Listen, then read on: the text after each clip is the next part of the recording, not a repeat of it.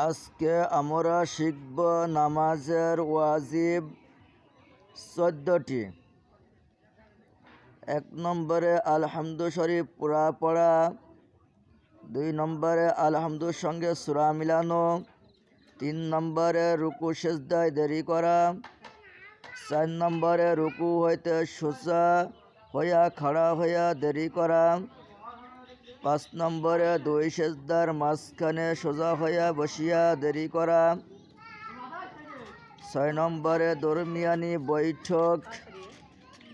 7 নম্বরে দোনো বৈঠকে আত্তাহিয়াতু পড়া, 8 নম্বরে ইমামের জন্য কিরাত আস্তে এবং জোরে পড়া, 9 নম্বরে বেতেরের নামাজে দোয়ায়ে কুনুত পড়া, 10 নম্বরে দোনো ঈদের নামাজে 6 তাকবীর বলা, 11 নম্বরে প্রত্যেক ফরজ নামাজের প্রথম 2 রাকাতে কিরাতের জন্য নির্ধারিত করা, 12 নম্বরে প্রত্যেক রাকাতে ফরজগুলির তারতিব ঠিক রাখা, 13 নম্বরে প্রত্যেক রাকাতের ওয়াজিবগুলির তারতিব ঠিক রাখা,